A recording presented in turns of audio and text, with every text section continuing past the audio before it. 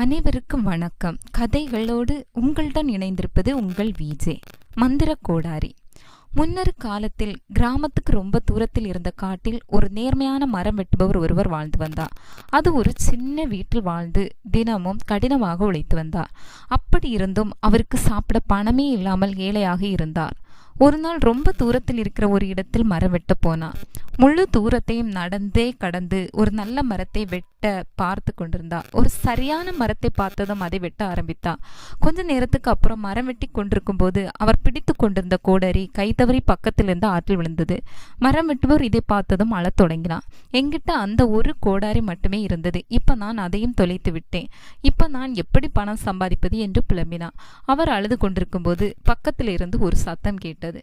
அவர் திரும்பி பார்க்கும்போது ஒரு பெண் ஆற்றில் இருந்து வெளியே வந்தார். நான் தான் இந்த நதியின் தெய்வம். நான் தூங்கிக் கொண்டிருக்கும் போது ஒரு கோடரி வந்து என் பக்கத்தில் விழுந்தது. அது எங்கிருந்து வந்தது என்று பார்க்க வந்தேன். அப்போதுதான் நீ அழுது கொண்டிருந்ததை நான் பார்த்தேன். என்ன ஆச்சு என்று கேட்டார் அந்த பெண் தெய்வம்.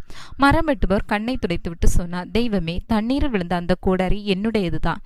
நான் சில மரங்களை வெட்டி அதன் மூலமாக பணம் சம்பாதிக்கிறேன். இப்போ என் கோடாரி தண்ணிக்குள் விழுந்ததினால் என்னால் இனிமேல் பணம் சம்பாதிக்க முடியாது. என்னுடைய கோடரியை எனக்கு திரும்ப கொடுத்தீர்கள் என்றால் நான் உங்களுக்கு ரொம்ப நன்றி உள்ளவனாக இருப்பேன் என்றார். அந்த பெண் தெய்வம் இதை கேட்டதும் தண்ணிக்குள் சென்று ஒரு பெரிய தங்க கோடாரியை வெளியே கொண்டு வந்தார். பெண் தெய்வம் அந்த தங்க கோடாரியை மரம் வெட்டுபவரிடம் கொடுத்தார். அவர் அது என்னுடையது இல்லை என்று சொன்னார். பெண் தெய்வம் மறுபடியும் தண்ணிக்குள் சென்று மரம் வெட்டு எடுத்தார். இந்த முறை ஒரு பெரிய வெள்ளி கோடாரியை கொண்டு வந்தார். மரம் வெட்டுவர் சொன்னார், இதுவும் என்னுடையது இல்லை. இந்த முறை அவர் ரொம்ப சுகமாக தண்டை கோடாரி திரும்ப கிடைக்கவே போவதில்லை என வருத்தப்பட்டார். பெண் தெய்வம் அந்த மரம் வெட்டுபவருடைய நேர்மையை பார்த்து திரும்பவும் தண்ணிக்குள் சென்று ஒரு இரும்பு கோடாரியை எடுத்துவிட்டு வெளியே வந்தார். மரம் வெட்டுபவர் அந்த கோடரியை பார்த்ததும் ரொம்ப சந்தோஷப்பட்டார். அவருடைய கோடரியை அவருக்கு திரும்ப கொடுத்தார். அவர் அந்த பெண் தெய்வத்துக்கு நன்றி சொன்னார். பெண் தெய்வம் அந்த மரம் வெட்டுபவருடைய நேர்மையை பாராட்டி அதற்கு பரிசாக அந்த தங்க கோடாரி மற்றும் வெள்ளி கோடாரியை அவருக்கு கொடுத்தார்.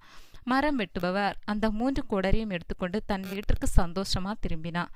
கருத்து: நீங்கள் எந்த ஒரு காரியம் செய்தாலும் அதை நேர்மையாய் செய்தால் அதற்கான பலன் கண்டிப்பாக கிடைக்கும்.